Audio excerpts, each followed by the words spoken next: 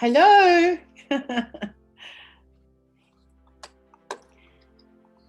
Geraldine, Hello. where have Yeah. you been? Well, last Friday, even today, I did a online training with Law 74, and Edwin said to me, "Oh my goodness, you haven't joined us for Friday in like 2 months or something." Yeah. And look, Randburg is now our children's court is on Fridays. So normally I walk out of there at 4 o'clock, and when I get home, I just want to have wine. And last week I said, you know what, I'm going to have wine and mute my camera and have my wine and have my cigarette. And I was talking about health last week, and I was thinking, oh my goodness, I don't want you to see me. But now, after I did last week, I'm always muted, So, I just don't go because I'm like, oh, so afraid of judgment, right? What do we always do? We always judge ourselves. Yeah, So, but you shouldn't worry. Today I'm going to have my cigarette and have my wine. You get that. It's Friday, for goodness sake. Hi, Sherry. Hi. Absolutely. Who would judge about having a wine? Yeah, That sounds fabulous. But Sherry, last week, what I loved what you said we must do more time for us, and I was like, oh, and you said you were walking and stuff, and I'm like, where do I get time for walking? I need to just walk or drink wine. Don't feel lonely. It's exactly the same for me, Geraldine, honestly. Although I'm doing more steps every day. I'm just forcing myself to do it. So it's good.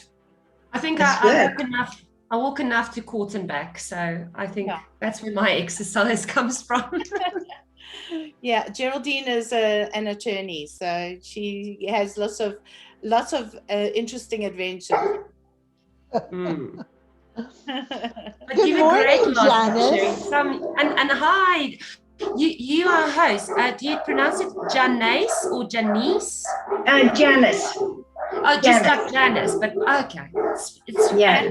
Your surname is pronounced Hrynkow. Hrynkow. Wow, how interesting. Wow. Yeah. But I see you're going to be our relationship host today. Yes, I'm going to be a relationship person because there's so much to learn about relationships. I'm still studying it. I think we learn every day, right? We learn every day. And I love your story about the wine because it's 8 o'clock in the morning here. And I think it's great. I think you should even if it was 8 o'clock over there, I think you should have had your wine because I was going to wear my pajamas today. And then I went, I don't know. I don't have the courage to be imperfect today. If I did wear those pajamas, put the rollers in my hair, and I'd do the bit. I'll do that next time. It was way too early for you, Nay. Way too early for you to do. It's for us. It's almost 5 o'clock. I think the plane has, flown over a few times already. Yeah, yeah. It's just I always say it's just a miracle that we're all together, even though the time is different, right? Yeah, I invited my candidate attorney, Noreen. So she just left now, and I said, you have to go home because you have to see if she can join the link. So she brought me this new client that wrote a book on, it's called Exit, on human trafficking. She was actually in it.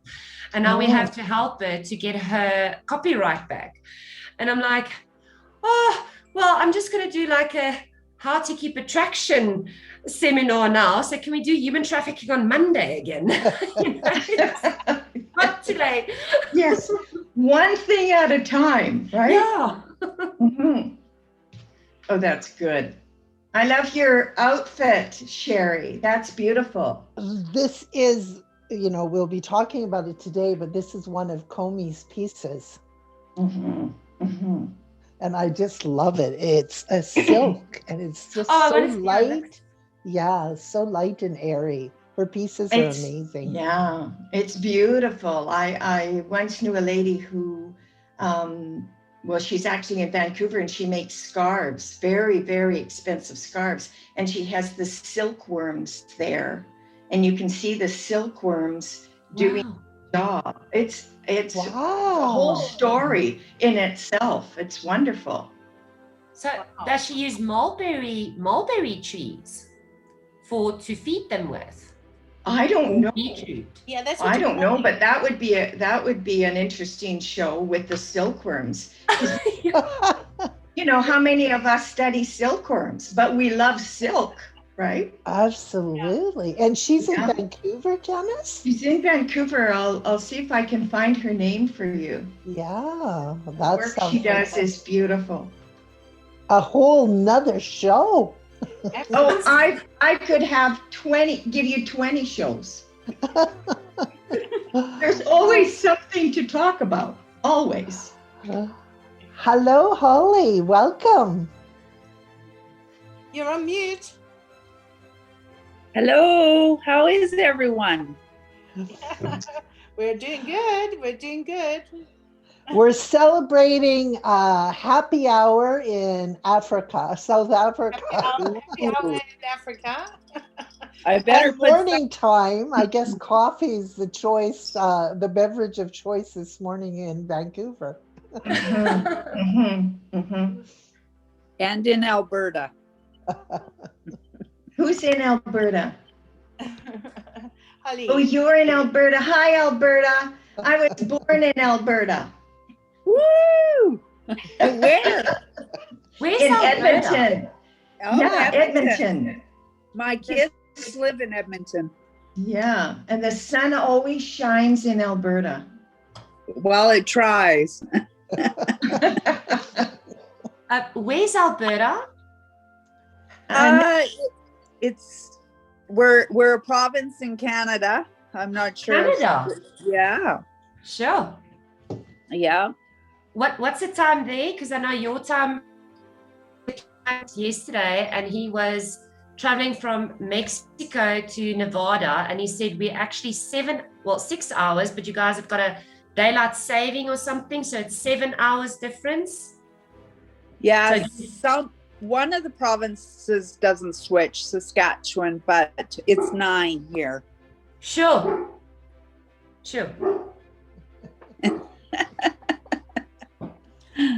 Good morning, Terry. Welcome.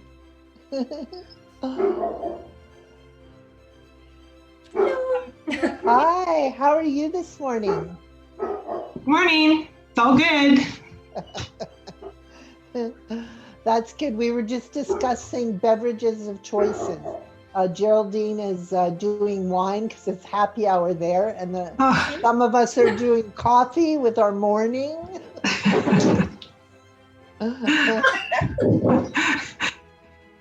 There's no gin in my teacup. You're lying. Well, I was thinking that was an invitation to put something in my coffee, but I guess not. Do you need a minute, Holly, to go and do it?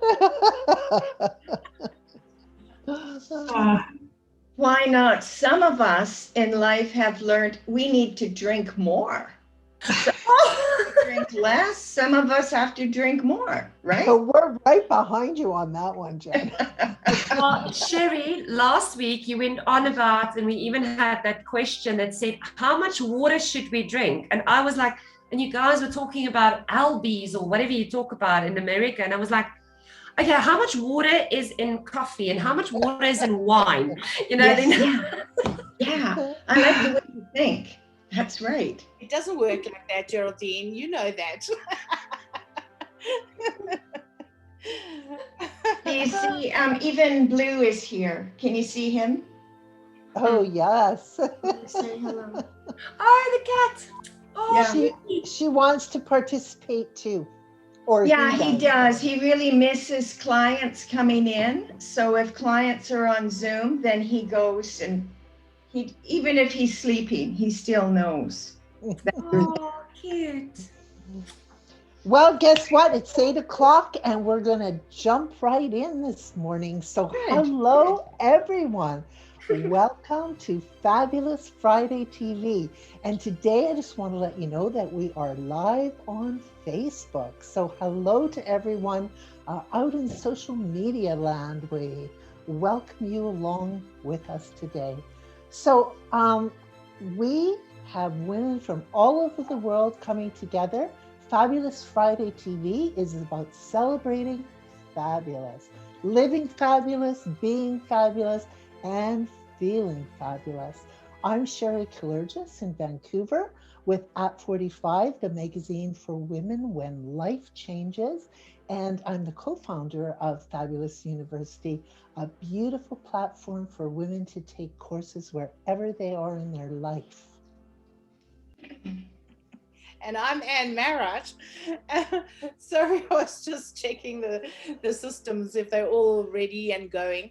I'm Anne Marot from Johannesburg, South Africa, and I am the founder of Women Connect, an elite women's membership platform that allows women to connect with other women and upskill themselves, and the co-founder of Fabulous University with Sherry. And it's really great to see all of you here today, and thank you for attending. And I'm looking so forward to the chat that we're going to have today with Janyse. It's going to be amazing. Thanks, Anne. So Anne and I are just so blessed to have you making time in your busy schedule today. Some people are in happy hour, like in South Africa. Others of us are just greeting the morning with a coffee. And then we've got a lot of women from other places around the world. So thank you so much for joining us. And if you enjoy this show, please share it out and invite your friends to come and join you next time. So as we mentioned, this show is broadcast live. It's on our Facebook and also on our YouTube channel, usually on Mondays. So today I wanted to share with you because I am a model. Can you believe it or not? I shared this a couple of weeks ago that I was modeling for a day with Care Peterson from Comey Clothing. And she has just dropped an amazing exclusive line, 24 pieces for plus size women from X to 5X. And so you can see some of those beautiful clothing pieces today. I'm actually wearing one. And Care, she creates art and style for all sizes of women, but this plus size line is an exclusive one that is one of a kind pieces. So 24 pieces, you won't see them again. You'll want to go look on her website, KOME she free-hand cuts and then sews jackets, ponchos, ruanas, vests, tunics, and tops in an abundance of natural fabrics, silk, wool, cotton, tencel, and linen. And they are a feast for the eyes and a pleasure for the soul. So make sure and check them out today. I'm crazy for her silk pieces. I mean, where can you get silk for, a price point of $250? And so beautiful. So let's get on with our show. Yes. Before you carry on, should we just show your gorgeous pictures? Come on. Oh, yeah. I think we should brag a little bit. Oh, I'll always brag. Okay, so I'm going to share my screen. Okay. There we go, and there is Sherry, and I don't know who this lady is. That is Ruby Roxy. She's an actual accomplished model. I'm not, but she was just an amazing model. So those light, airy pieces, they're so sexy, and you can see some leg in there. They are beautiful pieces. Yeah. No, absolutely awesome. Well done. Our new model. Yeah, I can add it to my repertoire of things I've tried. I can say though, it was amazing day because we shot from, I think I got there about 10 in the morning, all the way to 6 o'clock. And you'll notice some of the pictures, I'm actually in my bare feet because my feet gave out. It's a lot of work. So anyway, thanks for that. And please check out her clothing. They're fabulous. So today we have an amazing show. We're talking about romance. And I mean, we all need a little bit of romance in our life, even when we are married, because I mean, we had a show a couple weeks ago where we were talking about online dating, and we had people sharing about their experiences online dating, and we are going to probably touch on that again today. But I think what all women want is that feeling of fulfillment and attraction, and having your heart beat a little bit faster when you have found romance in your life. So, sex, love, it all goes together, but it's the feeling that it creates that I think we all crave. And so the speaker today is very accomplished and can speak to a whole gamut of things. So romance, creating and keeping attraction. We all want healthy relationships with our significant other, or the exploration of romance that brings personal fulfillment. And today to speak on the subject is Janyse Hrynkow. She is a psychotherapist, the creator of AHA Communications, better known as AHA Solutions. And she has over 40 years in the field of human wellness and motivation. She not only is a seasoned psychotherapist, she's a corporate and community speaker, a clinical supervisor for therapists, a counseling psychology educator, and a critical incident responder, a writer, soon to be an author, and she finds time to paint. So as a new thought leader, Janyse loves what she studies and learns, and has been a catalyst for change in many households and corporations. Witnessing mastery has given her a purpose and meaning, and this woman keeps going even at 72. Welcome, Janyse, to the show. Thank you for having me again.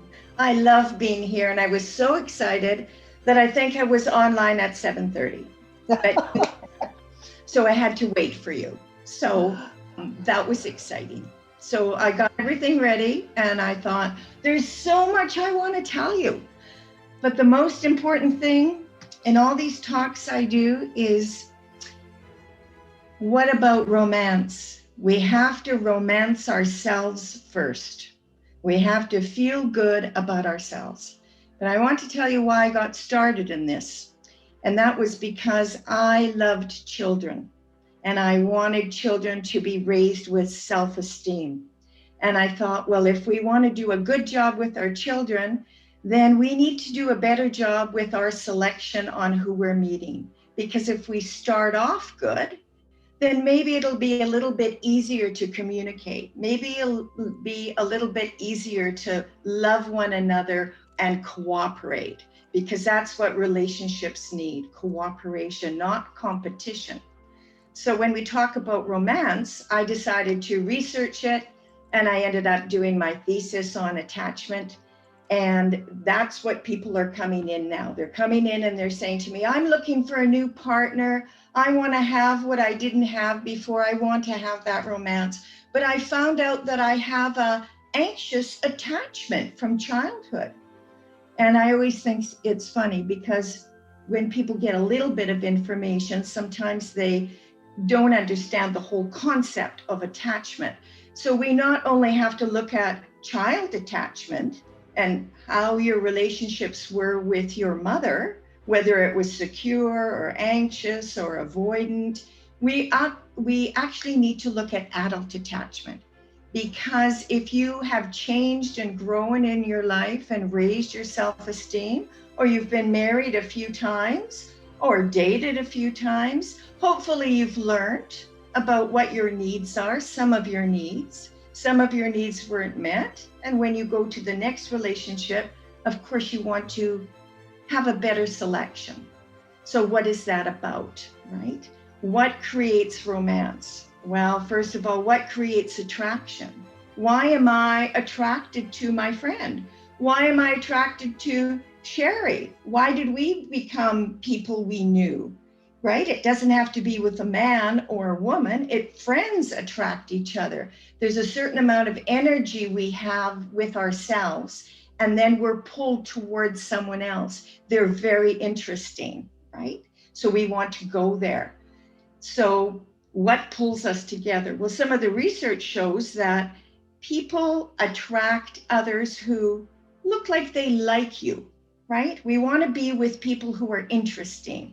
And if you're smiling and you look approachable, then some of us want to reach you. Then we looked at, well, what else is about attachment? How about physical attributes? What are the adult influencing variations we have? Do people meet people based on physical appearance? Well, even though that might pull you there, people who are in long-term relationships, it has nothing to do with the physical appearance. It has to do with the emotional feelings.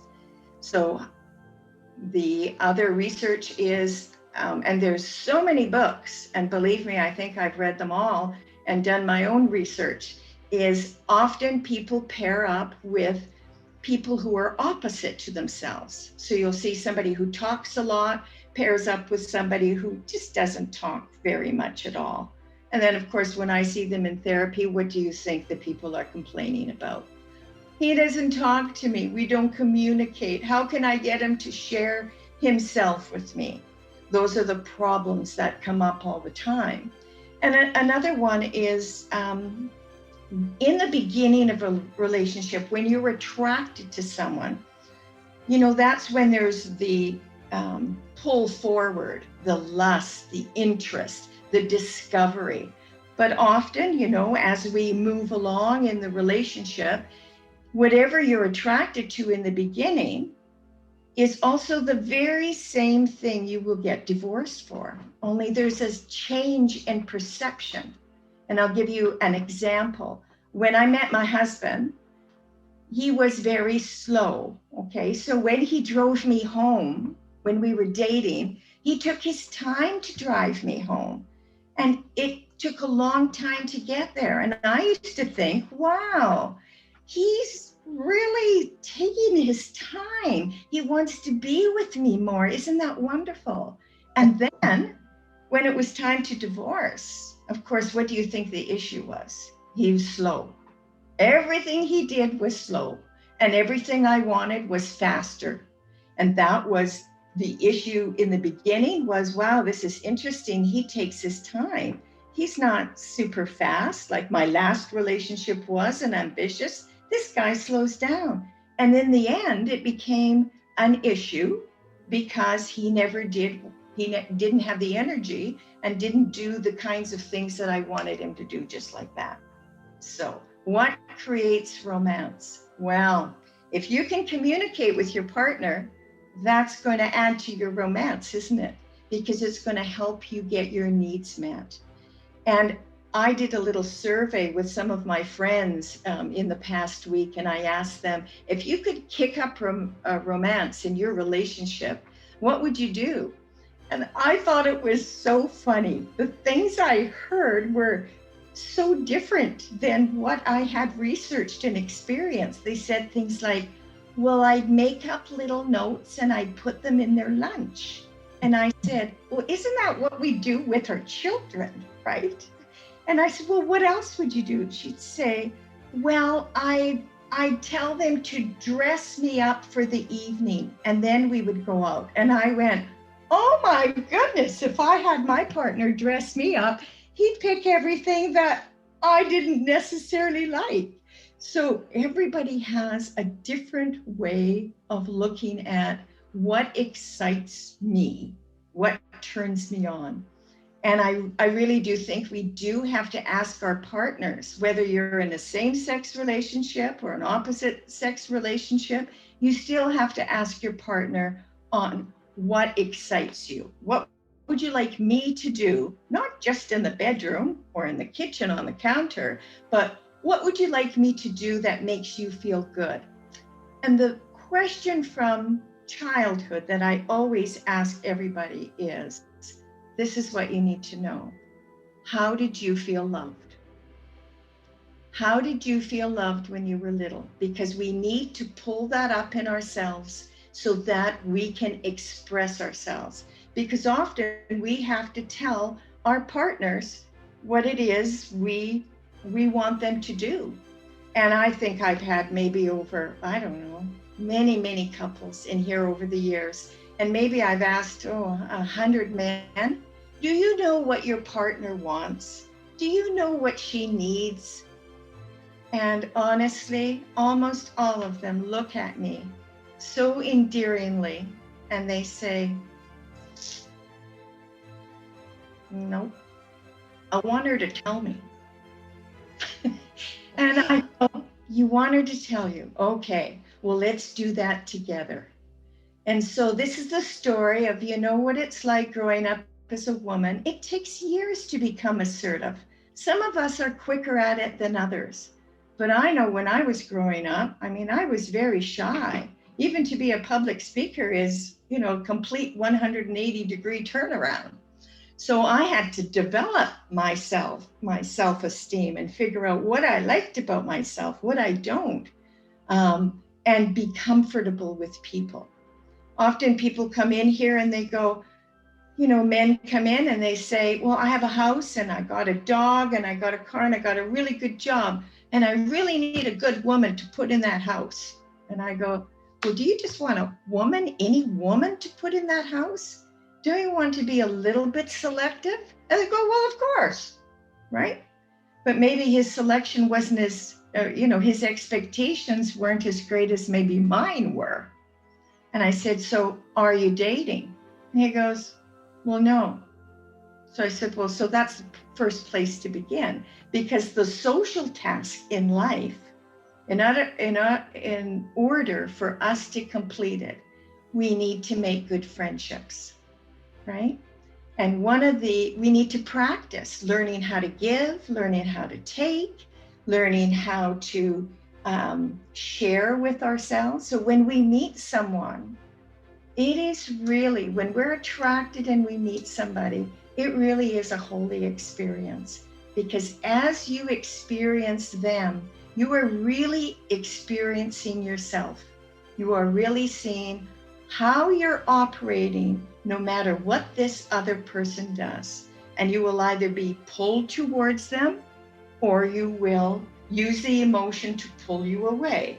I talked about those compelling emotions and those validating emotions, I think, before, or maybe you haven't heard them yet. Okay, so what is it we do next? So adult attachments are really based on not just finding your opposite, but long-term relationships that both say they are very satisfied with one another. The number one thing they say is, he or she is my friend. And that turns me on itself. My good friend. They don't say sex is number one. They say friendship.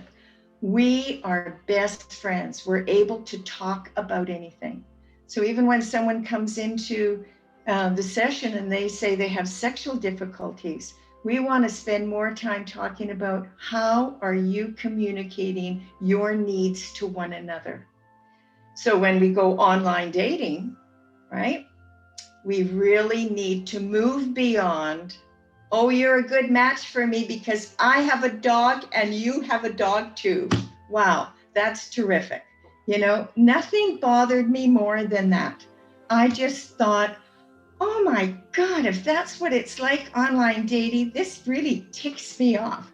I think I want to get into an argument first because I'm tired of we both like baseball, we both have a dog. That doesn't make sense. So there are some online dating services that actually work on, let's say, Myers-Briggs, but Myers-Briggs works on opposites. So if you don't want to meet your opposite, and the research shows that people who stay together a long time have a lot in common. They are more alike than they are opposite, right? Because they know how to meet the needs of each other. So what turns you on is not necessarily what's going to turn me on. It's not going to feed me. So I think it's really important to talk about things like that. Also, sibling influence was another variable I looked at, and birth order. So two oldists who meet up, right? What issue do you think they'd have a problem with, right? If both of them have been oldest, both of them have had their say in life, have run the show, they're not necessarily compliant individuals, but they're what the youngest would call a little bit bossy, right? You see that they're going to have an issue with each other. They're both going to have to learn how to live in a household with two leaders, and both have power, because that's what the oldest is impressed with, power. And who has power? Well, their parents. They get to stay up late, right? Even from childhood, children are learning about, oh, parents have a lot of power. I want to be like them. So I always ask children the 3 wishes they have. The oldest always say things about power, right? Just like my oldest. I want to be the richest man on earth. I want to be a famous man. I want to be a powerful. You ask a youngest, they don't say things like that. They say things like, I want to have a party, right? So that youngest man you're meeting, he likes to party a lot because he's watched his brothers and sisters interact with his parents. So they have a different route to go. They know what to do and what not to do. Or the oldest one has, let's say, behaved themselves and is the goody two-shoes, they might just misbehave in order to get a little bit more attention. So who do you want to meet? Do you want to meet somebody with a similar birth order to you? And then did you have brothers that you could practice with? Because when we have brothers, we're learning how to fight, we're learning how to cooperate, and we're watching our parents and their relationship. So a lot is built into us when we start looking for that partner, right? And then when we go online, of course, we have to get through the superficial stuff.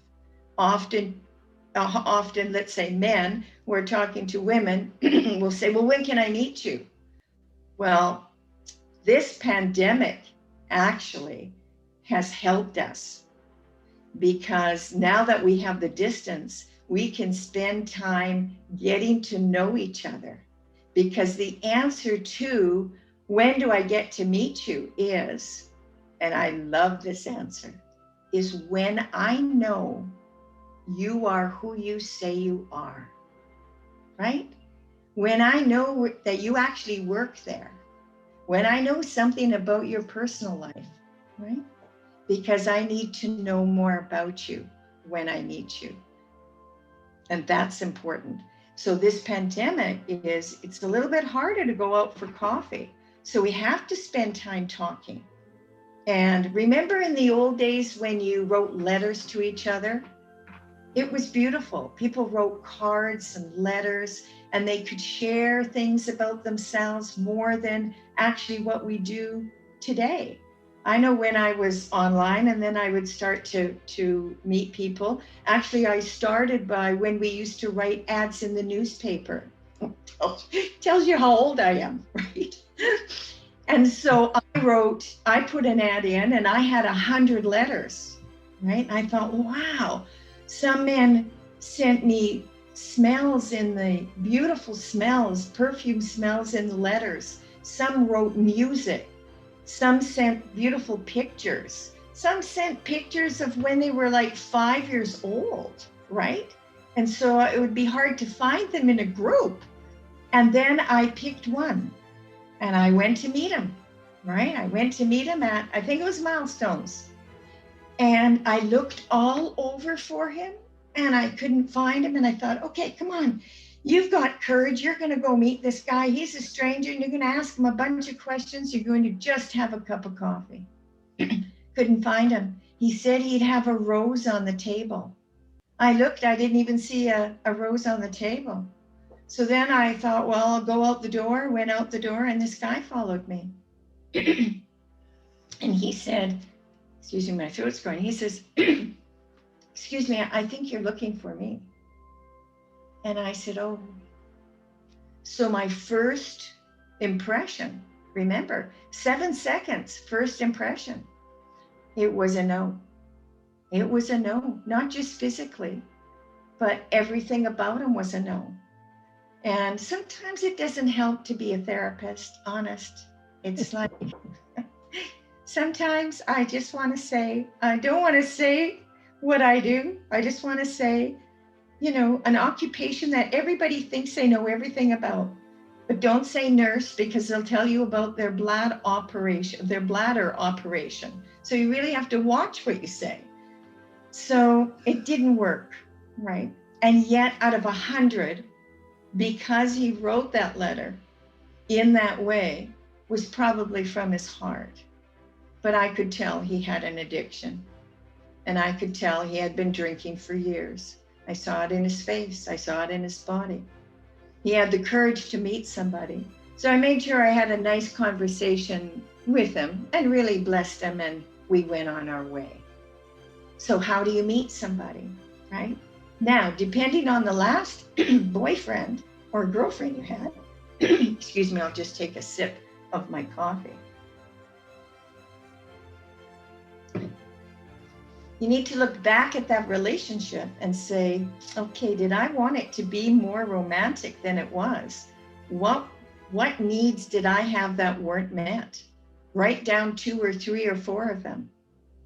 Write down, what did you want that you didn't get in that past relationship? And then you have to find a way to get it in the next relationship. Was it you that needed to build your self-esteem, feel a little bit sexier, raise your confidence, come forward more? Then that's really personal growth work that you need to do, right?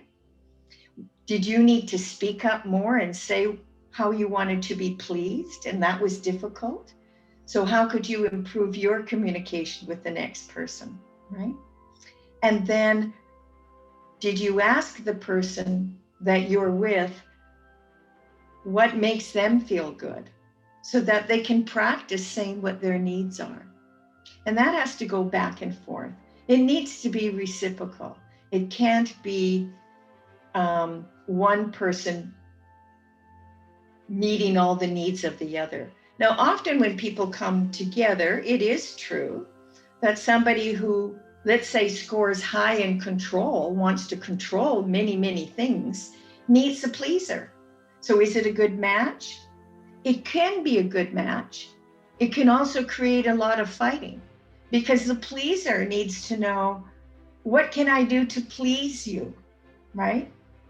And the controller needs to be still kind and caring and say, these are the things that I need to control, and this is how you can please me. So good things can happen to make it more romantic, right? And also you can get into trouble too. Now, what happens when 2 youngest meet each other? What do you know? Those of you who have children, those of you who are youngest, what do youngest like to do? Think about it.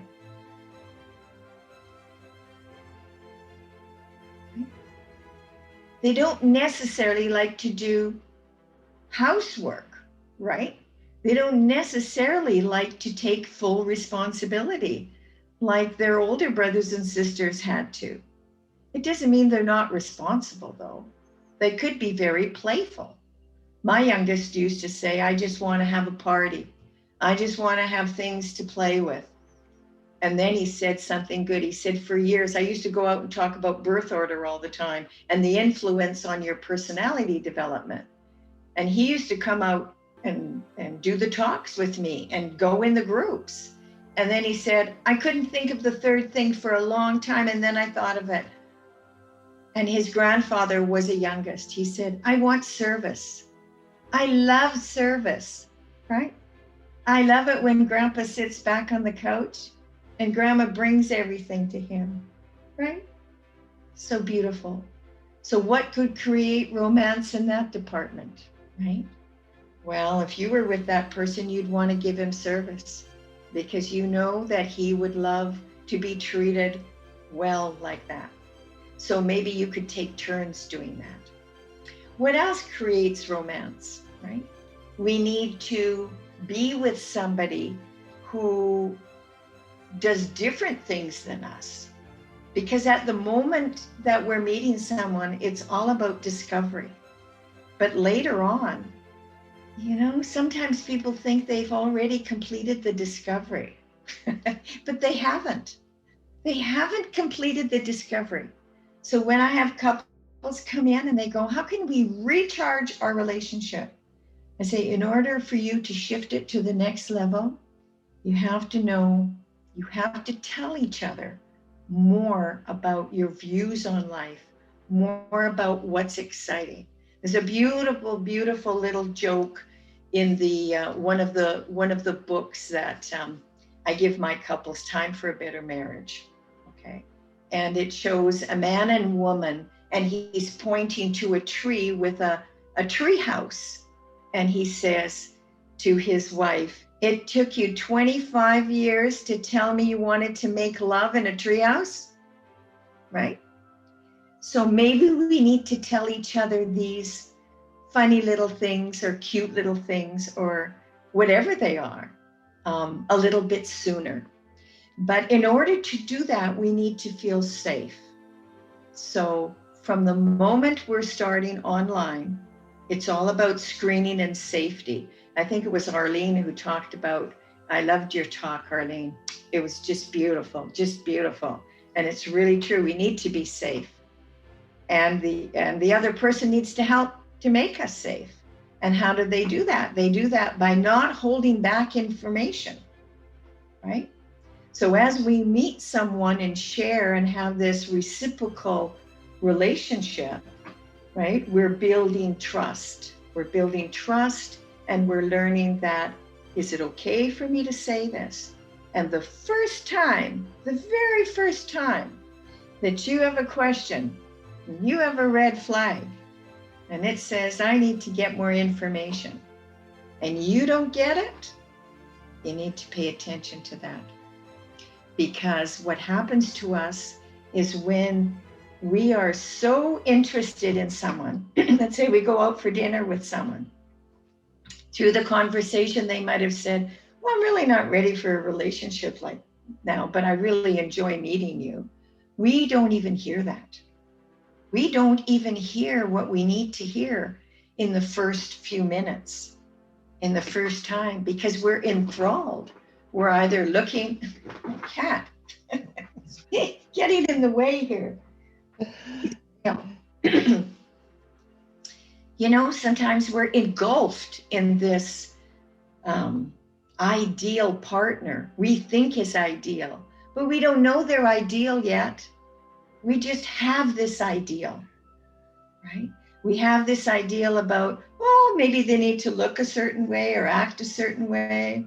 They might be like a little bit like our mother, a little bit like our father. But what's going to turn you on? So when you think about what creates romance for you, is it little notes that you put in his lunch? Do you think that'll do it?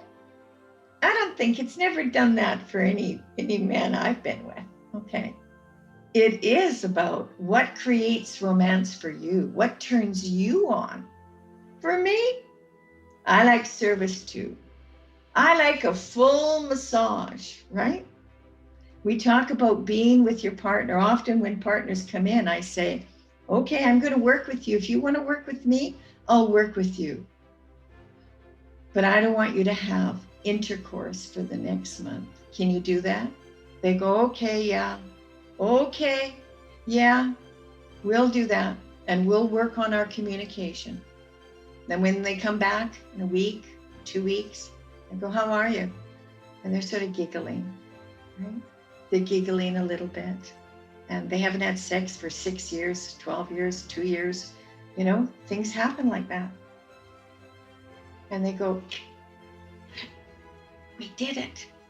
I go, you did it. They go, yeah, you know, because you weren't supposed to, right?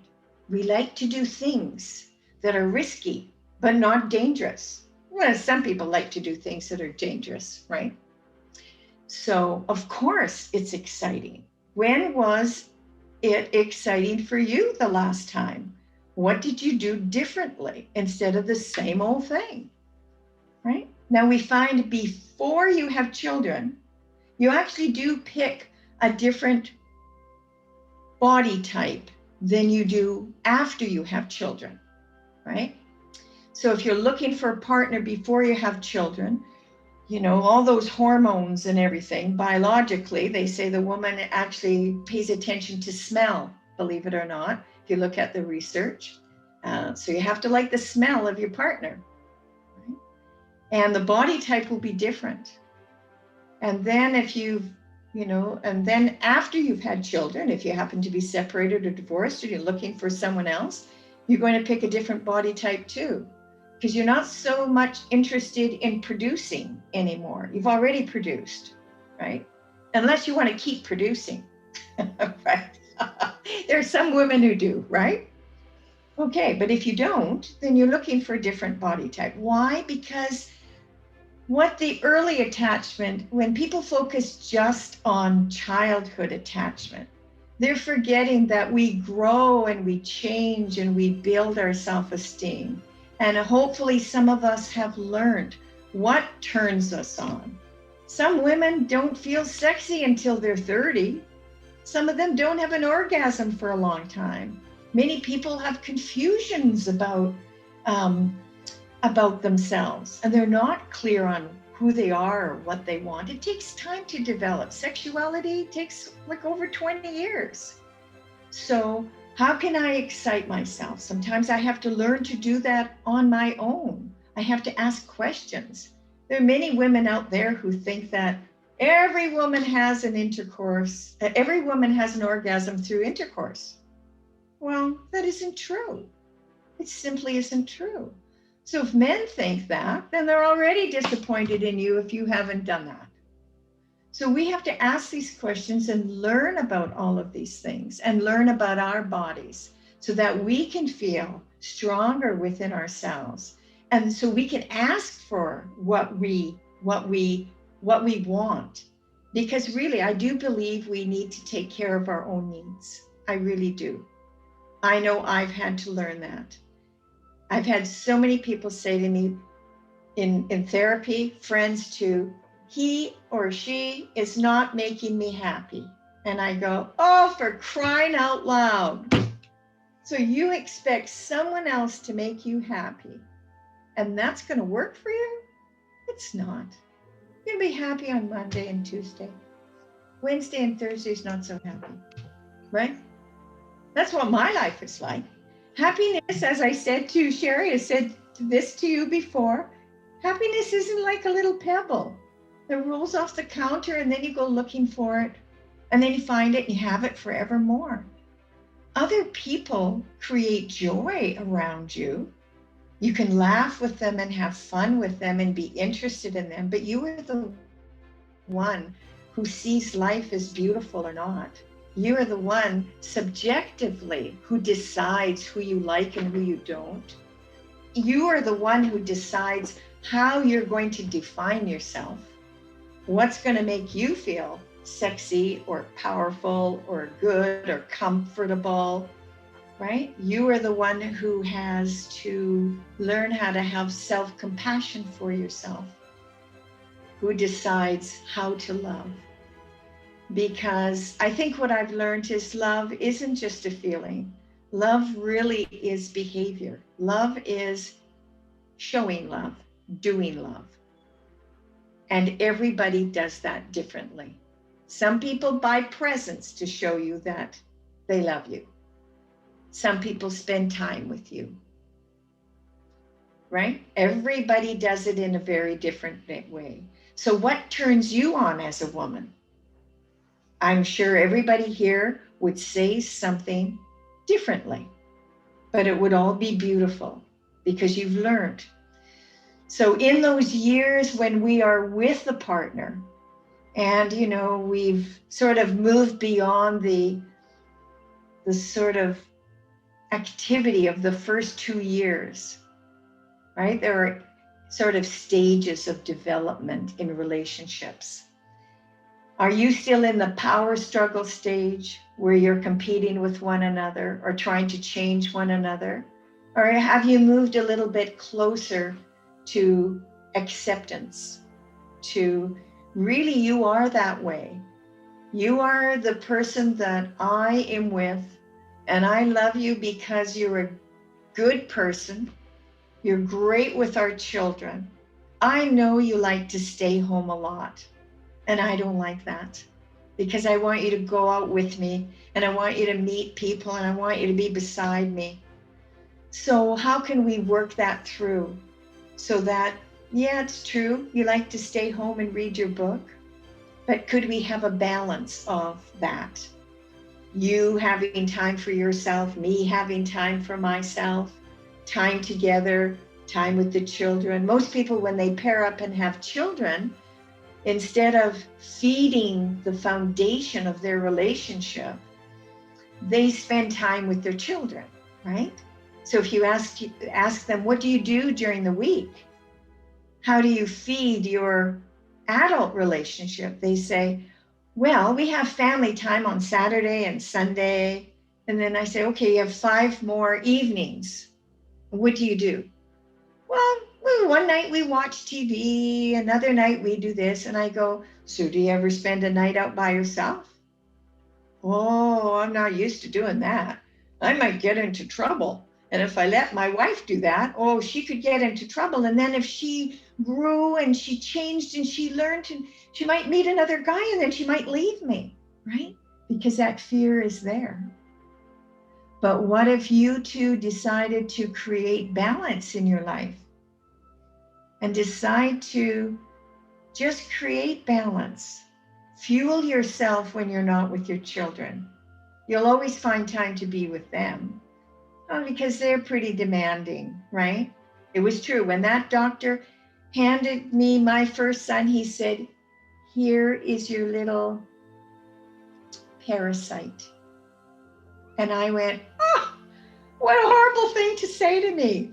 Little did I know that was true. He took everything from me in the first year. I was wiped out, right? And I had to learn high self-care. And do you learn high self-care? And that means high maintenance women, right? You want to be proud. You're a high maintenance woman. Emotionally, right? You take care of your emotions.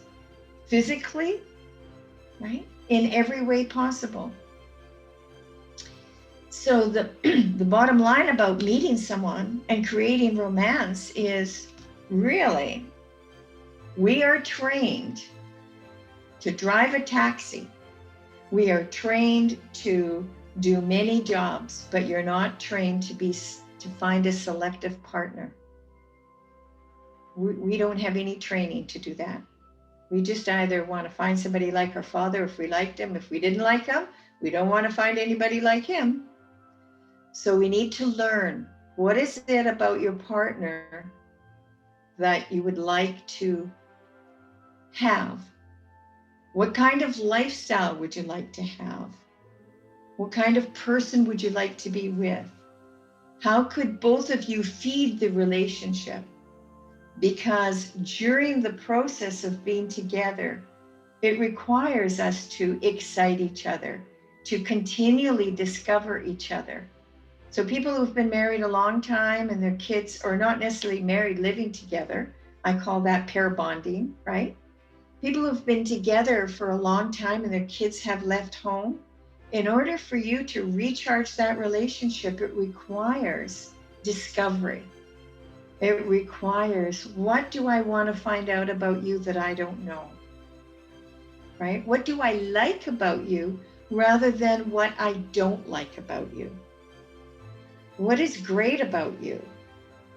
And I need to share that with you. And maybe you need to do something exciting, right? Some people who are balancing their relationships are doing things like, yes, we go on holidays with the children and we go on holidays with ourselves. But do you ever go on holidays separately?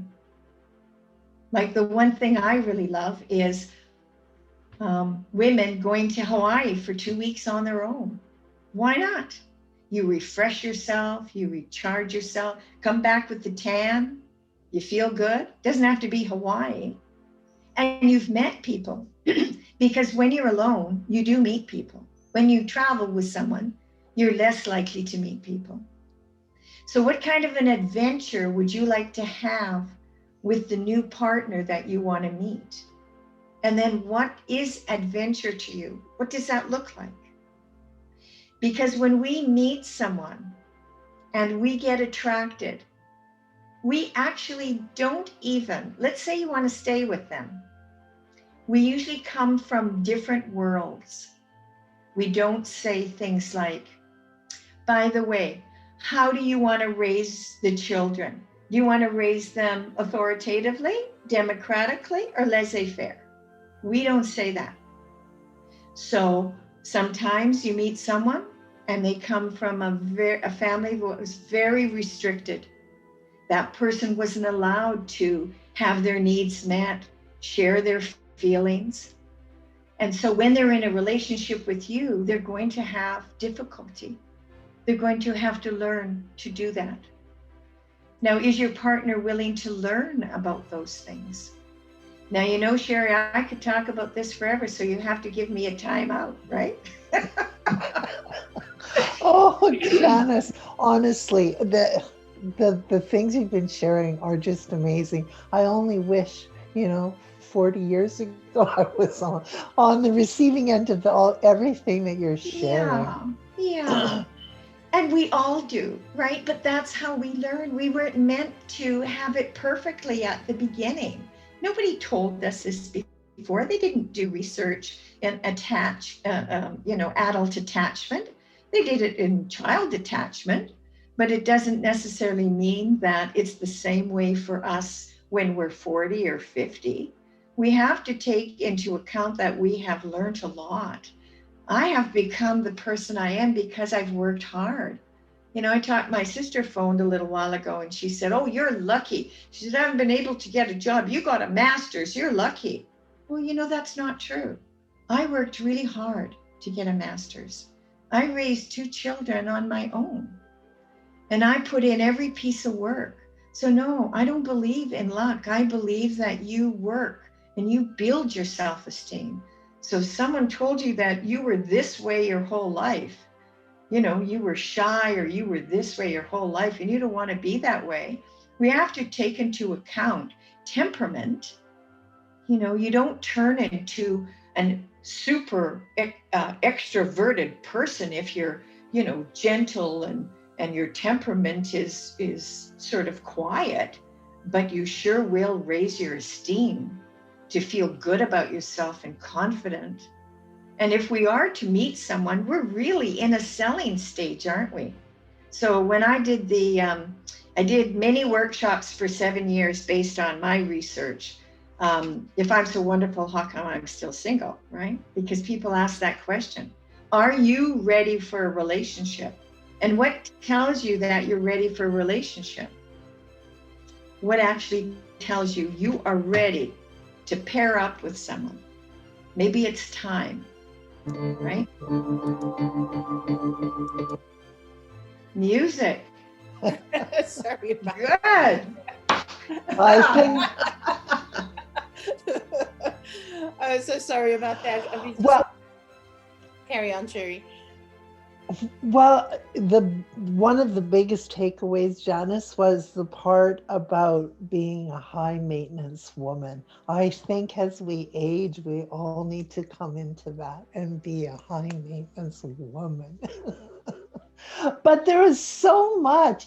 You make it sound so so logical, and yet as a little girl, aren't we all taught, or don't we have that idea that, it's going to be where someone's going to come and save us on a big white horse and take us off into this fairyland? And yet, the way you describe romance and relationships is actually much more logical, and I think we need to pay attention to that. So there was just so much value in that. Thank you so much for sharing, Janyse.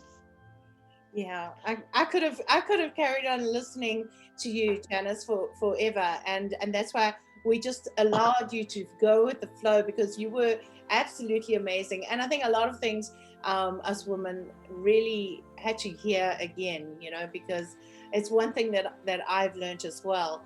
And if there's some time, Sherry, I like to share a romantic story that that is exactly what Janyse has been talking about. It's about telling your partner, your guy, exactly what it is that you want, that you need, and having that communication. So, do we still have time? We've got time. Go for it. Okay, great. So I was seeing this guy from Palm Beach, actually, in USA, and we had spent some time together in Cape Town. Now, if you know South Africa, you'll know that Cape Town is a very romantic city. It can be. It's got everything: mountain, sea, vineyards, everything. So I'm not sure what we were thinking about with this long distance relationship, but anyways, we had planned. So we saw each other in December, and we planned to have, to meet up again on FaceTime, of course, in February for Valentine's. And so we had arranged all of this. But 3 days before Valentine's, early morning, I received a courier parcel, and it was an envelope. And I wasn't expecting anything. So, I had no idea what it was. So I opened up the envelope, and it was a plane ticket to USA. And it had a Wow. note. It had a note saying, okay, come meet me. I'm the guy standing where the roses are red and the violets are blue, dressed to kill and waiting for you. I was like, well, the ticket was to Fort Lauderdale, so it could only be, from my guy. But he lived in Palm Beach, so I thought, well, what if it isn't him? There's no indication, so I wasn't sure. So I thought, you know what? I'm all about risk. I'm going. So I decided, that's it. I'm going. So when I arrived, I found this guy. He was holding roses, and he was dressed to kill in a tuxedo. But it wasn't my guy. So Oh no! I was like, oh my gosh, like, I don't know this guy. So anyway, I go up to the guy, and so he gives me the flowers, and I thought, shit, Anne, what have you let yourself in for, Anyway, I was like so nervous, but he was looking pretty cool. I was thinking, well, this is a way to get to know someone. And then he gave me another clue, and he gave me a piece of paper, and it said, you made it at last. Through the main doors you will pass. It's not too far. Look for me. I'm in a silver car. The car is in Bay 1, and it's long. Listen carefully. I'll be playing our song. Oh wow! And when I got to the parking, he was there. He collected me in a silver limo, and we drove to Miami. He picked up his car, and then we drove to Key West for the weekend. Now that's romancing with an H. And I take it, Anne, you didn't keep him. He was too far away. He was gorgeous, but like he was too far away. I don't know. Otherwise, I would have had to become an American citizen. My green card, Oh, that's an amazing story. Well, hey, can anyone else in our audience top that one? Yeah, who's got a story that's better than that? Come on. Well, Tell us your stories. Say again? Is there anyone sharing their stories? You'll have to take yourself off mute. We've got probably time for one. Okay, I think nobody could top that one, and that's what I believe. Oh, Arlene, are you? No. I hear you. I don't think I can tell the story since it'll be on YouTube. Oh. Yeah. No, this one I'm going to say, but I have one similar to Anne's where it involved an airline, a flight to meet, and resulted in a flight to escape. So yeah, I had one. I'm sure there's a lot of danger stories too that have happened out there where we thought it was a great thing and then we ended up knowing it was not the Right. Oh, yes. Well, it's just an amazing show. The information you shared with us, Janyse, it's been so informative. And like I said, we all look at romance differently, but definitely all those components that you said, we need to be paying attention to it. Even, if we're looking for a new romance or in the relationship we already have. Mm-hmm. And, what you talked about, the two older people, that's exactly my situation. And I just never seen it before. We're both wanting the power of being the older child, the oldest child. And now I see it so clearly. So thank you for that. Yeah. Go ahead. Okay. It's also so important when we're going online to be careful because there are so many people. I love this. Like, I would love to get a ticket. Somebody sent me to Paris and meet somebody. Wow, what a great idea. But at the same time, and I've had the I don't know if it's opportunity, but I have heard too many stories in therapy, right? And where there's a lot of people asking women for money. And I've had those women with me who've gladly given money. Sorry, my phone is going. Clients, right? So I'm very familiar with men asking for too much money. And women we all want to be loved. We want to be with somebody. But I would say don't give anybody any money.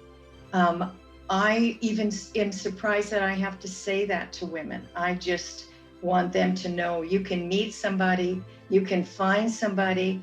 Of course you can fall in love again. I really do believe love it's in the brain, it's in the behavior, it's in the willingness to want to share. So, but it's very important. There are players out there. Believe me, I met one. That's another story. You're going to have to come on and tell us again sometime. I will. He's quite the character. And that's so true. Actually, we have some articles in the magazine at 45.com this week. It's all about relationships and romance and love. And there are some stories in there too about that very thing. How do you get into online dating and some of the things to be aware of. So true, Janyse. So we have a giveaway today, a prize. It's from Beauty Culture Queen, and it's a shampoo and conditioner, citrus moisturizing, and it's by a Red Seal hairstylist instructor, Cynthia Scabar. She had a beautiful article in the magazine about going gray a couple weeks ago, and she has created this line of beauty products here in Vancouver. So let's do a quick thing in the chat and ask a question.